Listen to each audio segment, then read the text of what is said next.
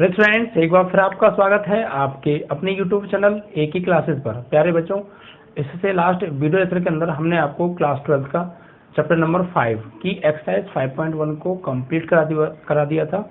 आशा करेंगे कि वो एक्सरसाइज आपको अच्छे से क्लियर हो गई होगी बच्चों, और आपने उस कॉन्सेप्ट को समझ भी लिया होगा। ठीक है, वहाँ से एक 5 नंबर का क्वेश्चन बच्चों जरूर आता है, तो आप उस एक्सरसाइज को अच्छे से प्रिपेयर कर लीजिएगा 5.1 को। ठीक है, एक ही कॉन्सेप्ट से कराया, बहुत सिंपल कॉन्सेप्ट से कराया, पहले आप उससे जाके देख लीजिएगा। आज इस वीडियो लेक्चर के अंदर जो हम बात करने वाले हैं वो एक्सरसाइज 5.2 की बात करने वाले हैं। और हम बच्चों बात करें कि यार 5.2 में क्या क्या होता है, तो 5.2 में बच्चों है आपका अवकलज, यानी अभी तक जो आपने पढ़ा था चैप्टर नंबर 5 में बच्चों वो पढ़ा था आपने शांतत्य। क्या पढ़ा था? शांतत्य। लेकिन अब जो हम बात करने वाले हैं बच्चों वो अवकलनीयता, डिफरेंशिएबिलिटी की बात करने वाले हैं। यानी शांतत्य यानी कंटिन्यूटी तो आपकी हो गई कंप्लीट।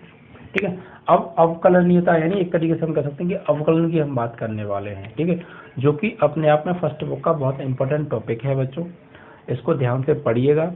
सभी फॉर्मूलों को जो मैं बताऊं उनको पहले आप अच्छे से प्रिपेयर कर लीजिएगा, एक नोट्स बना लीजिएगा, उसमें सभी फॉर्मूले की जगह लिख लीजिएगा। ठीक है बच्चों, और डेली वीडियो को पूरा रेगुलर देखा करिए।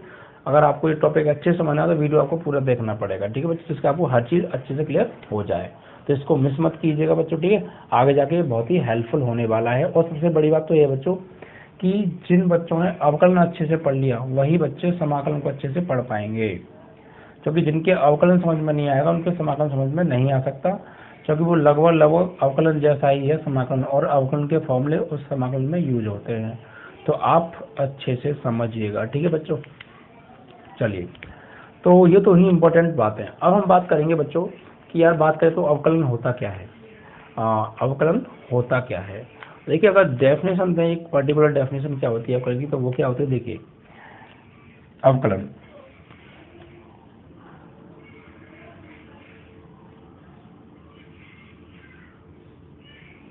तो बच्चों अगर हम बात करें कि अवकलन, तो अवकलन क्या है, इसकी डेफिनेशन क्या होगी। तो जैसे मान लीजिए बच्चों, माना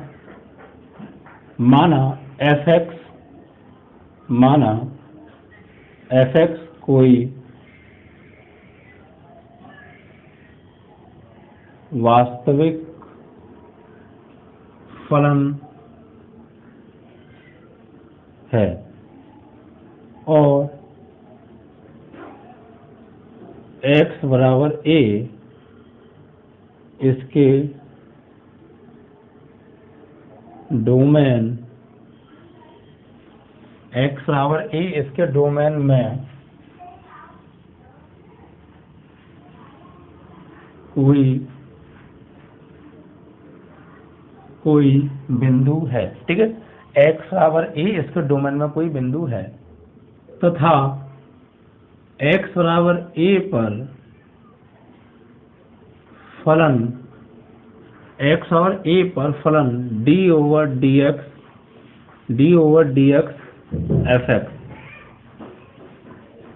fx या d over dx y x बराबर a पर द्वारा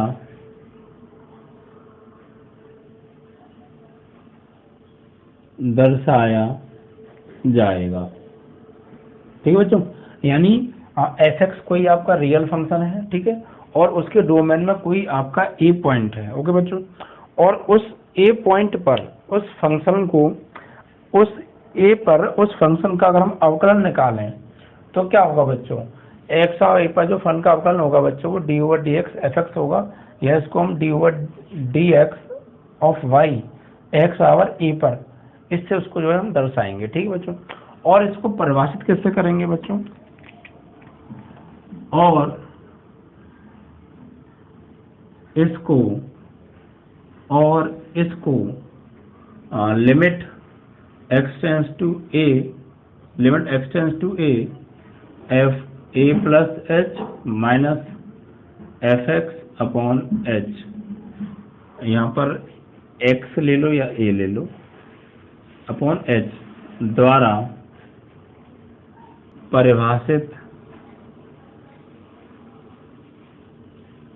किया जाएगा। जैसे मान लीजिए कि हमारे पास कोई फंक्शन f(x) है, वो रियल फंक्शन है, उसके डोमेन में कोई पॉइंट a है, तो उसका अगर हम उस पॉइंट a पर अवकलन निकालें तो वो किसके द्वारा लिखा जाएगा, d/dx ऑफ f(x), ठीक है, या d/dx of y x/a point पर। और इसको परिभाषित किससे करेंगे बच्चों, इसको परिभाषित करेंगे हम limit x tends to a f a plus h minus f a upon h, ठीक है बच्चों। यानी ये तो लिमिट के द्वारा, एक तरीके से लिमिट ही तो आपकी, ठीक है, और x/a पर इसको परिभाषित जो कर रहे हैं, तो x जो a है वो क्या है, वो एक विशेष वैल्यू है। क्या है, x/a एक स्पेशल मान है, और उस स्पेशल मान पर इस फंक्शन को इससे हम परिभाषित करेंगे, ठीक है बच्चों। और अगर किसी नॉर्मल पॉइंट पे निकालना हो, सामान्य बिंदु पर अगर हमें डेरिवेटिव ज्ञात करना हो, तो उसे हम किस तरीके से निकालेंगे, तो उसके लिए बच्चों फॉर्मूला है, किसी सामान्य बिंदु x पर, तो ये होगा बच्चों लिमिट s टेंड्स टू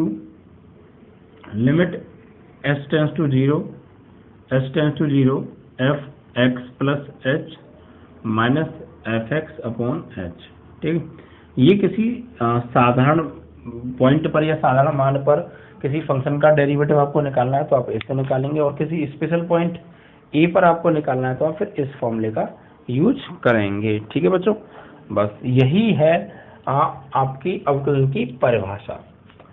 यहाँ पर बच्चों h टेंड्स टू 0 आएगा, h टेंड्स टू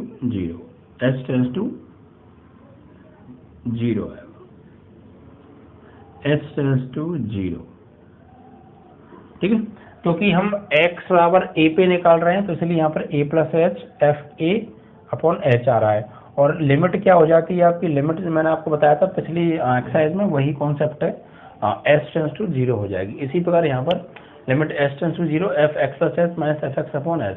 यहाँ पर a क्या है, कोई स्पेशल पॉइंट है, किसी स्पेशल पॉइंट पर अगर पूछें तो इस फॉर्मूले से निकालेंगे, और किसी सामान्य बिंदु पर निकलवाए, किसी सिंपल कोई मान दे रखा हो, कहे कि इस पर अवकलन निकालो, तो आप इस फॉर्मूले से निकालेंगे, ठीक है बच्चों। और इस फॉर्मूले को हम बच्चों फर्स्ट प्रिंसिपल या प्रथम सिद्धांत से अवकलन के नाम से भी जानते हैं, ठीक है बच्चों। इसे हम फर्स्ट प्रिंसिपल के नाम से भी जानते हैं। इसकी हेल्प से बच्चों काफी फॉर्मूले प्रूफ होंगे, ठीक है बच्चों। तो आपने यहाँ क्या समझा कि किसी स्पेशल पॉइंट पर किसी फंक्शन का डेरिवेटिव फाइंड करना हो तो limit s tends to 0 f a plus h minus f a upon h, जहाँ a क्या है, कोई स्पेशल पॉइंट है, उसको इससे प्रदर्शित किया जाएगा। और किसी सामान्य बिंदु पर निकालना हो तो limit s tends to 0 f(x) plus h minus f(x) upon h से हम उसको ज्ञात करेंगे, ठीक है बच्चों। देखिए अवकलज कुछ और नहीं है, अवकलज कुछ नहीं है, बस लिमिट को कैलकुलेट करना ही अवकलज होता है, ठीक है। अवकलज कुछ और नहीं होता, लिमिट है हमारे पास कोई, और उस लिमिट को अगर हम कैलकुलेट करें और कैलकुलेट करके जो भी वैल्यू आएगी वही क्या होगा बच्चों, अवकलन होगा या अवकलज होगा। तो अवकलज कुछ और नहीं है, सिर्फ किसी लिमिट को कैलकुलेट करना ही अवकलन होता है, ठीक है। कोई भी लिमिट है उसको कैलकुलेट करो, सिंप्लीफाई करो, फाइनली लिमिट पुट करो, और लिमिट पुट कर जो भी वैल्यू आए वही क्या है बच्चों, आपका उस फंक्शन का अवकलन होगा, ठीक है बच्चों। अगर हम यहाँ बात करें कि अवकलन के प्रतीक की,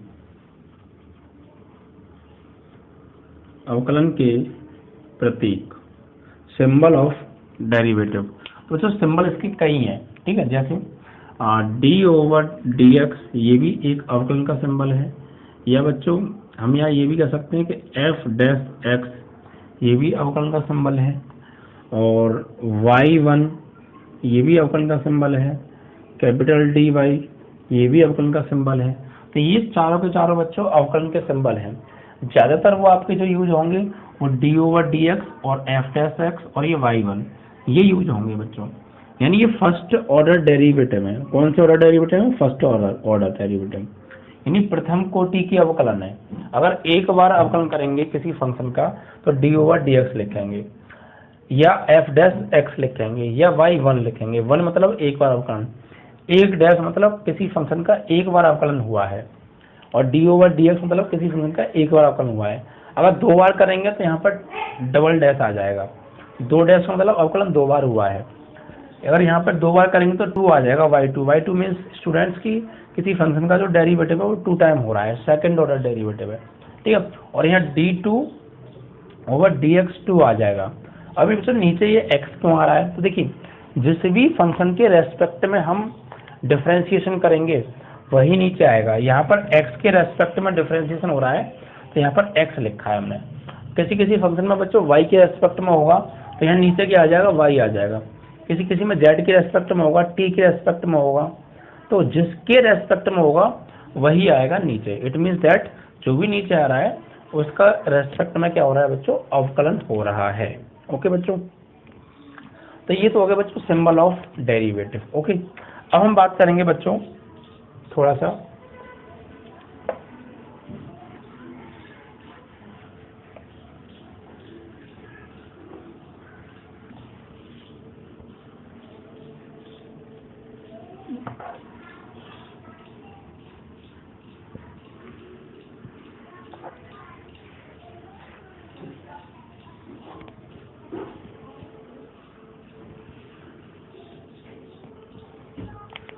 कभी कभी बच्चों क्या होगा, कभी कभी क्या होगा, हमें लेफ्ट हैंड लिमिट और राइट हैंड लिमिट का कॉन्सेप्ट भी यूज करना पड़ेगा किसी किसी सवाल में, ठीक है बच्चों। सॉरी, वहां पर क्या होगा, वहां पर ये कहेगा कि ये बताओ, वहां सवाल में ये कहेगा कि बताइए कि ये जो दिया गया फंक्शन है एफ एक्स ये अवकलित है या नहीं है। अगर वो ऐसा कहे अवकलित है या नहीं है, डिफरेंशिएबिलिटी है या नहीं है, तो फिर यहाँ पर बच्चों में लिमिट का कॉन्सेप्ट यूज करना पड़ेगा। तो वहां पर तो बच्चों हम पिछली एक्सरसाइज में लिमिट ज्ञात करते थे, तो वहाँ पे LHL और RHL यानी लेफ्ट हैंड और लिमिट, बिकॉज लिमिट निकाल रहे थे। बट यहाँ पर हम लिमिट तो ज्ञात कर नहीं रहे हैं, यहाँ हम ज्ञात करने में तो डेरिवेटिव यानी अवकलज। यहाँ लेफ्ट हैंड लिमिट ना आके लेफ्ट हैंड डी आ जाएगा, डी मतलब डेरिवेटिव। तो लेफ्ट हैंड डेरिवेटिव और राइट हैंड डेरिवेटिव दो चीजें निकालेंगे। अगर किसी फंक्शन का लेफ्ट हैंड डेरिवेटिव और राइट हैंड डेरिवेटिव दोनों इक्वल आ रहे हैं तो वो फंक्शन अवकलित होगा, और अगर उनमें से वो इक्वल नहीं आ रहे हैं तो वो फंक्शन अवकलित नहीं होगा। तो लेफ्ट हैंड डेरिवेटिव और राइट हैंड डेरिवेटिव कैसे निकालेंगे उसकी बात करते हैं। देखिए बच्चों, तो सबसे पहले यहाँ बात करेंगे बच्चों लेफ्ट हैंड डेरिवेटिव यानी LHD की। तो इसके लिए क्या होगा, limit s tends to 0 f a plus h minus f a upon h, ठीक है बच्चों। और RHD के लिए अगर हम बात करें, RHD राइट हैंड डेरिवेटिव, तो यानी कि वाम पक्ष अवकलन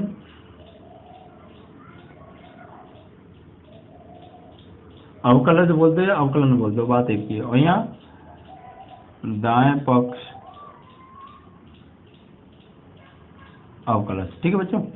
तो अगर हम बात करें राइट हैंड डेरिवेटिव तो ये कैसे निकालेंगे, तो यहाँ पर हो जाएगा limit s tends to 0 limit s की लेफ्ट हैंड था ना बच्चों, तो यहाँ पर माइनस आएगा, लेफ्ट हैंड डेरिवेटिव में माइनस, और राइट हैंड में होता है बच्चों f a plus h minus f a upon h, ठीक है। ये है लेफ्ट हैंड डेरिवेटिव, तो limit s tends to 0 f a minus h upon f a upon h, और right hand derivative limit s tends to 0 f a plus h minus f a upon h, ठीक है बच्चों। तो इन दोनों का हम use करेंगे इफ स्टूडेंट LHD इक्वल आ जाए RHD के, तो फलन अवकलित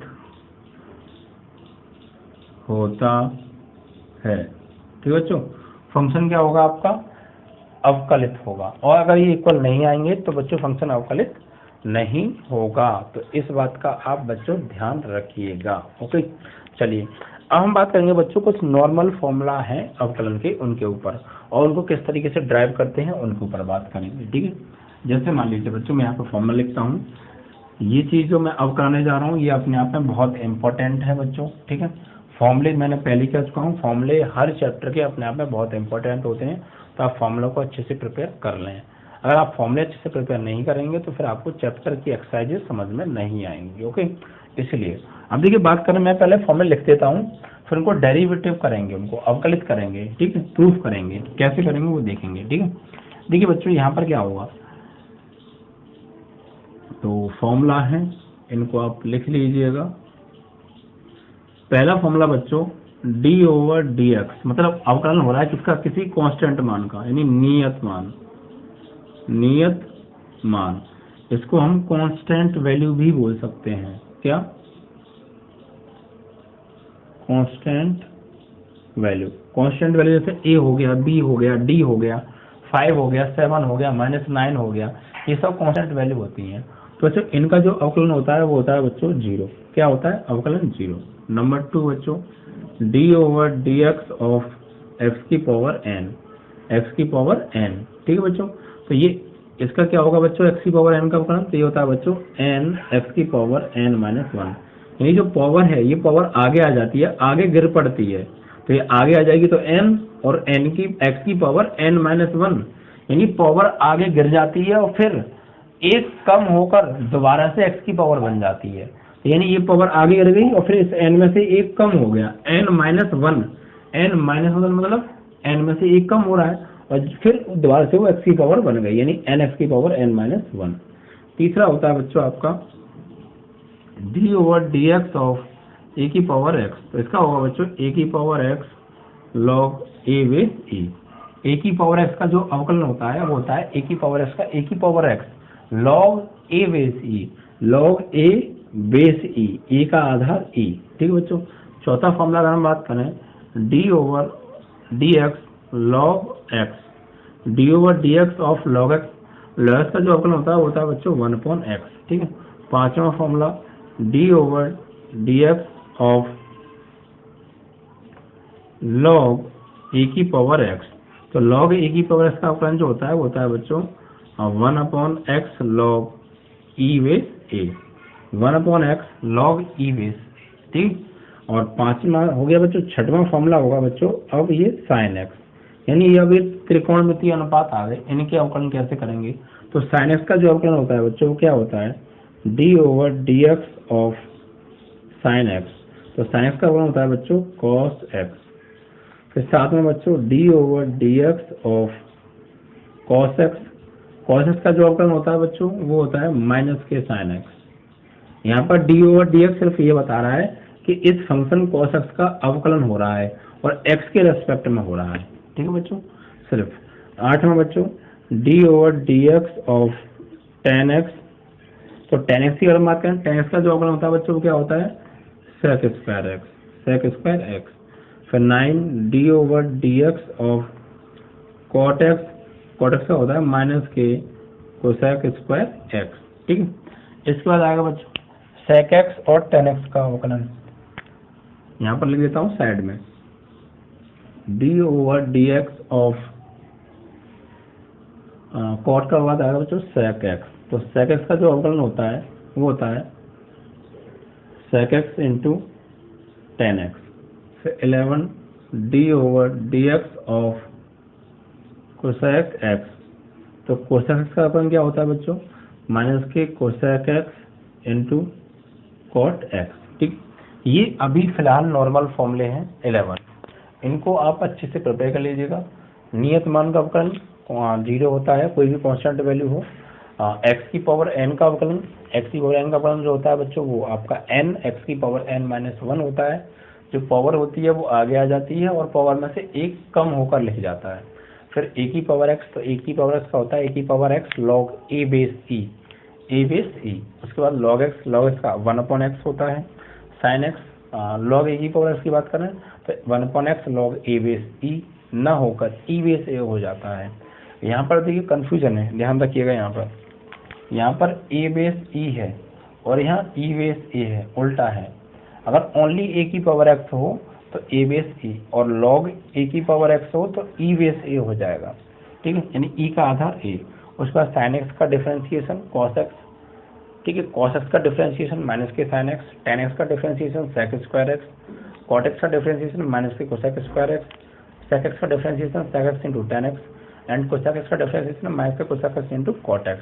तो इन फॉर्मूलों को आप अच्छे से बच्चों प्रिपेयर कर लीजिएगा। ठीक है। अब इसमें से कुछ फॉर्मूलों को मैं आपको फर्स्ट ऑर्डर यानी आपका प्रथम सिद्धांत से अवकलन उससे मैं आपको बच्चों प्रूफ करा देता हूँ। ठीक है, कुछ फॉर्मूले हैं, जैसे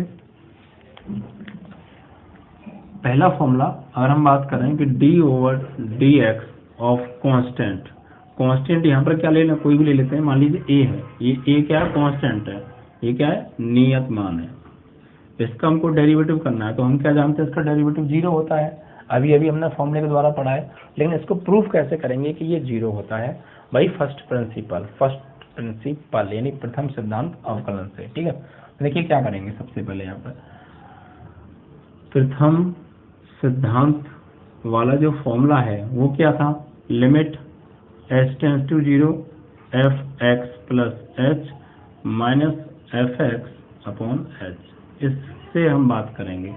देखिए इस फॉर्मूले को अप्लाई करने के लिए हमें क्या क्या चाहिए, सबसे पहले एक तो हमें fx प्लस h की वैल्यू चाहिए और एक fx की वैल्यू चाहिए, और बस ये दो चीज चाहिए, बटे में तो ऐसे रहेगा ही रहेगा।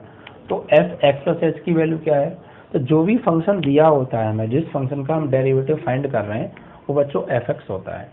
कोई भी फंक्शन है, अब चाहे वो कांस्टेंट फंक्शन हो या नॉन कांस्टेंट फंक्शन हो, कुछ भी हो सकता है, जो भी फंक्शन होगा उसका जब हम डेरिवेटिव निकालेंगे तो वो फंक्शन fx के इक्वल होगा।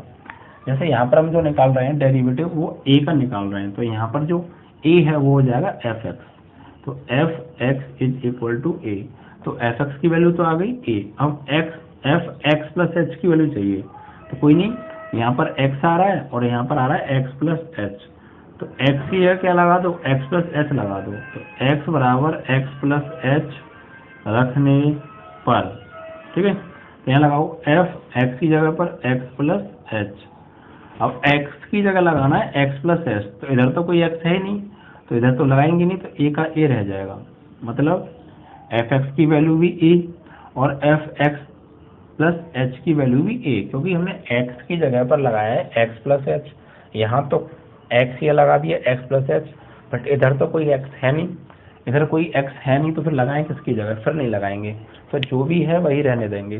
तो दोनों वैल्यू आ गई, fx प्लस h की वैल्यू आ गई और माइनस fx की वैल्यू आ गई, दोनों वैल्यू को उठा के रख दो इस प्रथम सिद्धांत अवकलन फॉर्मूले में। ठीक है, तो लगाएंगे, देखो यहाँ पे लगाइए आप, तो limit h tends to 0 fx plus h की वैल्यू क्या है, तो fx प्लस h की वैल्यू है a, तो a लगा दिया, फिर माइनस fx की वैल्यू क्या है, तो fx की वैल्यू भी क्या है a, तो a लगा दिया, डिवाइड बाई h।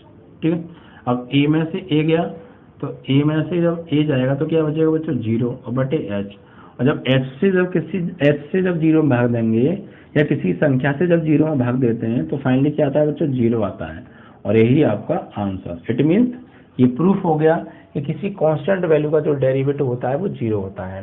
आप ये चीज ध्यान रखिएगा यार, जो भी फंक्शन है उसका हम डेरिवेटिव निकाल रहे हैं, तो फंक्शन हम निकाल के उसका डेरिवेटिव रहे हैं किसी कांस्टेंट वैल्यू का, और वो कांस्टेंट वैल्यू क्या ली है हमने, a ली है, तो इट मीन्स जो भी कांस्टेंट, जो भी फंक्शन आप जिसका भी डेरिवेटिव निकाल रहे हैं वो फंक्शन आप fx होगा, यानी वो fx के बराबर होगा।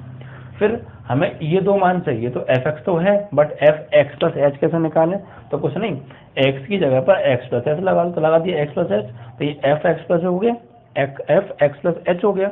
अब इधर भी x की जगह लगा दो, बट इधर तो x है नहीं, a है, तो फिर a का a ही रहेगा। अगर इधर x होता तो उसकी जगह x प्लस h लगाते, बट इधर तो कोई x है ही नहीं, तो फिर जो भी है आपका वही रहेगा, तो fx की वैल्यू भी a, fx प्लस h की वैल्यू भी a, दोनों वैल्यू को यहाँ पे लगा दो इनकी जगह पर, तो a minus a upon h, और a में से आ गया 0, और 0 से जब मैं जब h से लगा देंगे तो 0 आएगा। तो फाइनली ये प्रूफ हो गया कि इस कांस्टेंट का जो डेरिवेटिव है बच्चों, डेरिवेटिव है वो क्या है बच्चों, 0 है। ठीक है, अब हम बात करेंगे बच्चों दूसरे फॉर्मूले के बारे में, x की पावर n की बात कर लेते हैं। ठीक है, x की पावर n, तो d/dx ऑफ x की पावर n, तो यहाँ fx क्या है बच्चों, वैसे इसका जो अवकलन होता है वो n(x की पावर n-1) होता है, n(x की पावर n-1) होता है, लेकिन अब चेक करते हैं क्या वास्तव में है। चलिए, तो यहाँ पर बच्चों हम क्या करेंगे, ये fx क्या हो गया, यहाँ से fx क्या है, वही फंक्शन है जिसका हम डेरिवेटिव निकाल रहे हैं, यानी x की पावर n। अब fx प्लस h का और मान चाहिए, जो कि मैंने अभी आपको बताया प्रथम सिद्धांत से हम प्रूफ कर रहे हैं, तो प्रथम सिद्धांत से प्रूफ करने के लिए fx प्लस h और fx दोनों के मान चाहिए, तो fx का मान तो है एफ एक्स प्लस एच का निकाल लो। तो क्या करते हैं, एक्स की जगह क्या लगा देते हैं, एक्स प्लस एच।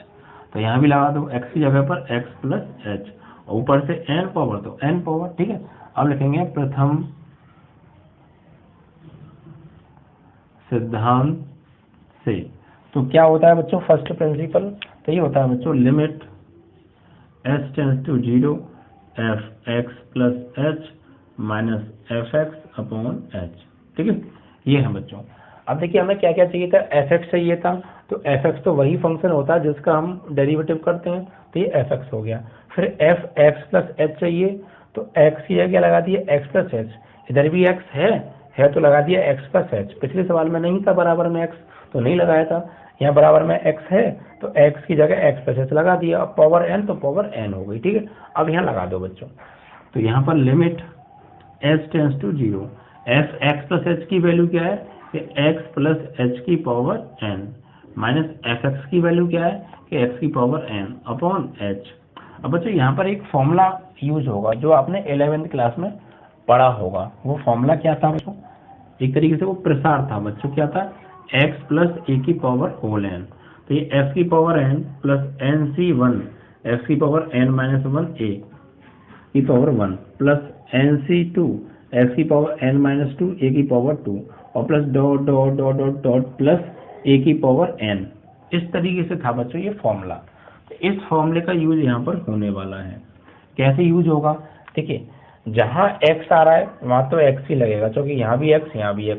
लेकिन जहाँ h है यहाँ पर a है, लेकिन यहाँ a की जगह क्या आ रहा है, h आ रहा है। तो जहाँ जहाँ इसमें a आ रहा है वहाँ क्या लगाएंगे, आप s लगाएंगे, ठीक है। और n तो n है ही, ठीक है। चलिए तो लिमिट h टेंस टू 0 तो है। अब x प्लस एच की पावर होल एन, तो x की पावर n, तो x की जगह तो बच्चों x ही है, लेकिन बच्चों यहाँ a है और यहाँ h है, ये ध्यान रखिएगा। तो a की जगह क्या लगने वाला है, a की जगह h लगेगा। तो x की पावर n यानी x की पावर n तो n ही आएगा plus n c one x की power n minus one a, but a की जगह क्या है बच्चों, h। फिर plus n c two x की power n minus two a square, मतलब ए की जगह एच स्क्वायर और plus dot dot dot a की पावर एन। यहाँ पर ए की पावर एन आ रहा है, बट यहाँ पे क्या आ जाएगा बच्चों, एच की पावर एन और प्लस ये तो इसका फॉर्मूला खुल गया, इसका फॉर्मूला खुल गया यहाँ तक। अब माइनस एक्स की पावर एन हो रहा है, तो माइनस एक्स की पावर एन, ठीक है। अब इसको थोड़ा सॉल्व आउट करेंगे। तो बटे में क्या चल रहा है बच्चों, बटे में आपका जो चल रहा है वो चल रहा है एच, बटे में एच। अब देखिए x की पावर n ये पॉजिटिव है और ये x की पावर n नेगेटिव है, तो ये तो कट गया। अब देखो बच्चों limit h tends to 0।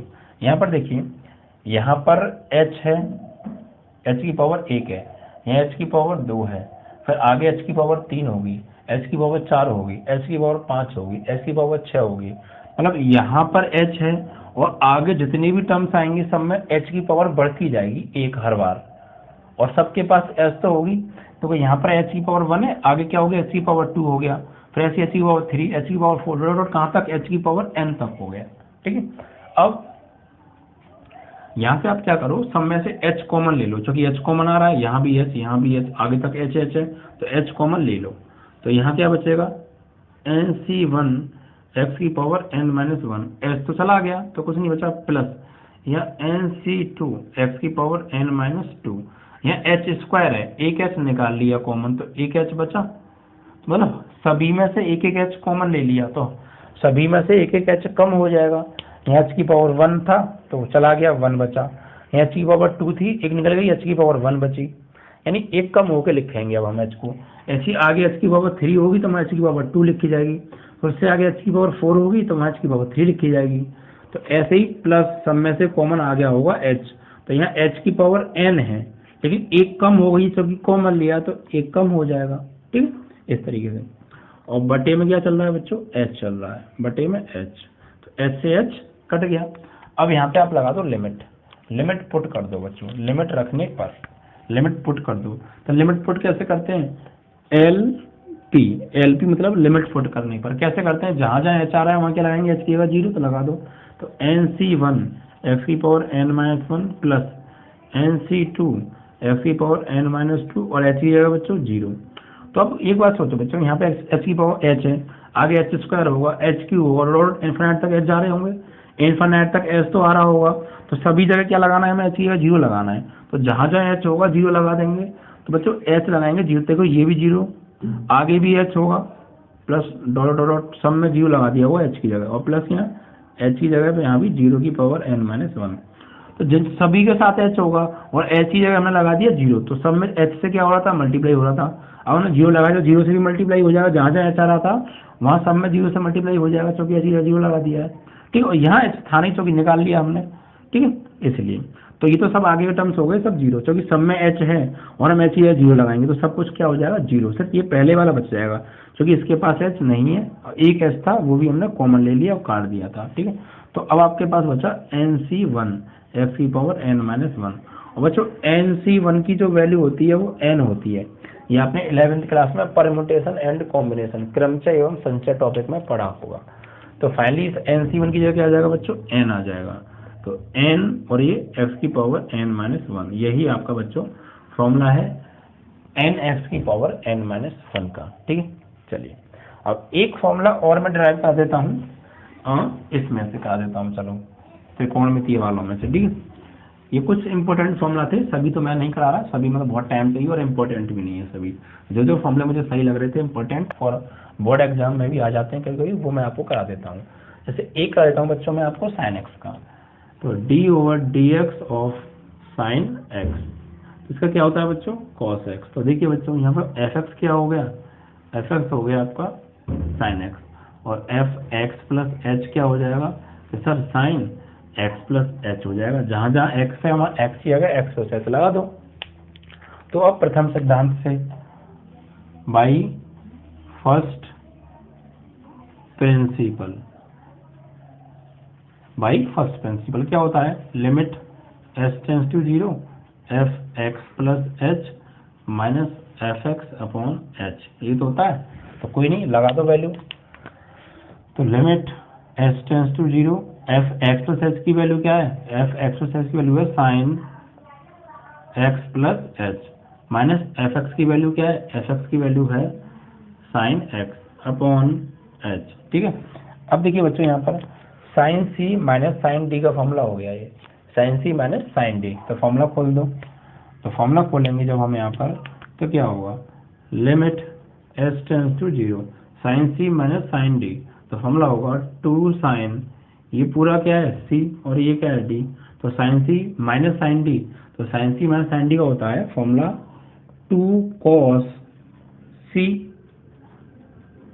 Plus D upon 2 cos C plus D upon 2 into sine सी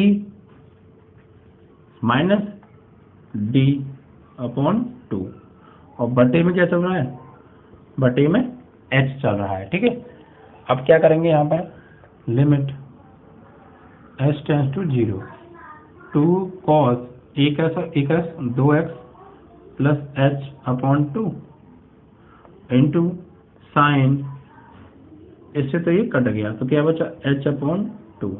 ठीक है, और बटे में क्या है आपका, बटे में चल रहा है h। ठीक है बच्चों, अब देखिए मैंने आपको एक फॉर्मूला बताया था, लिमिट के अंदर बताया था कि limit h tends to zero हो और साइन h अपॉन h आ जाए, तो इसकी जो वैल्यू होती है वो 1 होती है। ठीक है, तो यहाँ पर भी वही करिए आप बच्चों, यहाँ पर आप क्या कीजिए, यहाँ पर इसकी लिमिट आप अलग कर दीजिए। कैसे, देखिए ऐसे, यहाँ पर limit h tends to zero तो है, ये 2 cos 2x plus h upon 2 को तो कर दो अलग। ठीक है बच्चों, और यहाँ पर देखो actually limit h tends to zero तो आ रहा है, यहाँ साइन h मतलब क्या है, पूरा h अपॉन 2 है, तो जो ऊपर होता है वही नीचे होना चाहिए उसके। तो यहाँ पर h अपॉन 2 है, बट यहाँ तो ओनली h है, तो यहाँ पर 2 बनाने के लिए क्या करिए, 2 से तो कर दो गुणा और 2 से कर दो भाग, तो ये h अपॉन 2 बन गया, और इस 2 को अलग ले लो। अब तो इस 2 को 1 अपॉन 2 आगे ले लो, यानी इसको ले लो इंटू 1 अपॉन 2, इस 1 अपॉन 2 को छोड़ दो इसके साथ। ठीक है, और इसकी लिमिट अलग कर दो, यानी हो जाएगी limit h tends to zero sine h upon 2 upon h upon 2। ठीक है, ये चीज़ हमने कर लिया। भाई इस h/2 और sin h/2 को हमने अलग लिमिट लगा दी, और ये जो 1/2 बचा और ये बचा, इसको हमने अलग ले दिया। अब बच्चों ये क्या हो गया, ये क्या हो गया, ये तो भाई फॉर्मूला क्या हो गया बच्चों, 1 हो गया।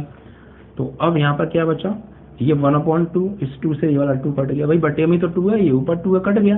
तो क्या बचा, limit s tends to 0 cos 2x plus h/2। ठीक है, अब यहाँ लिमिट पुट कर दो, लिमिट पुट, तो h की जगह क्या लगाना है, 0, तो लगाओ cos 2 इंटू x तो है, ये 2x तो है, और प्लस h की जगह 0 बटे 2, तो क्या हो गया cos 2x/2, जब 0 हो गया और 2 से 2 कट गया, तो फाइनली cos x आ गया, और यही आपका इसका अवकलन है।